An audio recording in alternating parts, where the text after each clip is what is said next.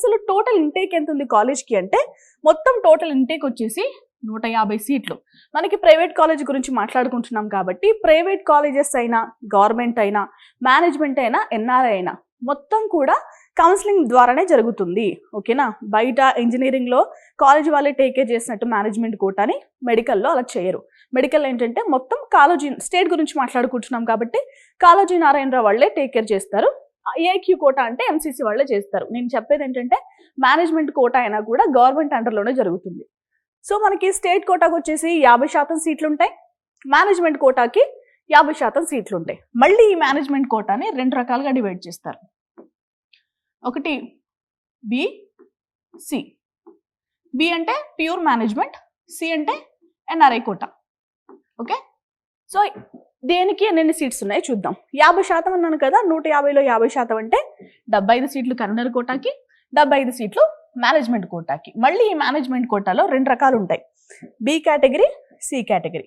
B category అంటే 35%, C category NRI quota అంటే 15%. So B management quota సీట్లేనండి 52, NRI quota సీట్లు 23. ఓకే, సో ఇంకా ఫీజెస్ ఎలా ఉంటాయి? సో ఫీజెస్ అనేవి మీరు ఎంచుకున్న, లేదు అంటే మీ ర్యాంక్ ఆధారంగా మీరు ఏ కేటగిరీలోకి చెందుతారు, కరీంనగర్ కోటానా, మేనేజ్మెంట్ కోటానా, ఎన్ఆర్ఐ కోటానా, సో మీరు సెలెక్ట్ చేసుకుంటూ ఉంటారు కదా, దానికి సంబంధించి ఫీజెస్ ఉంటాయి. సో కరీంనగర్ కోటా వాళ్ళకి అంటే కేటగిరీ ఏ వాళ్ళకైతే ట్యూషన్ ఫీజు మాట్లాడుతున్నాను నేను, 60,000 రూపాయలు అవుతుందండి. ఇక మేనేజ్మెంట్ కోటా అంటే కేటగిరీ బి 12 లక్షల రూపాయలు, కేటగిరీ సి ఎన్ఆర్ఐ కోటా వాళ్ళకి 24 లక్షల రూపాయలు ప్రతి సంవత్సరం ట్యూషన్ ఫీజు మాత్రమే చెప్తున్నాను.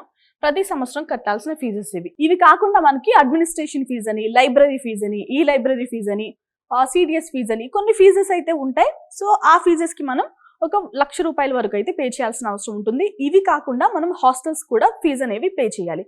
ఆ డీటెయిల్స్ కూడా చూద్దాం.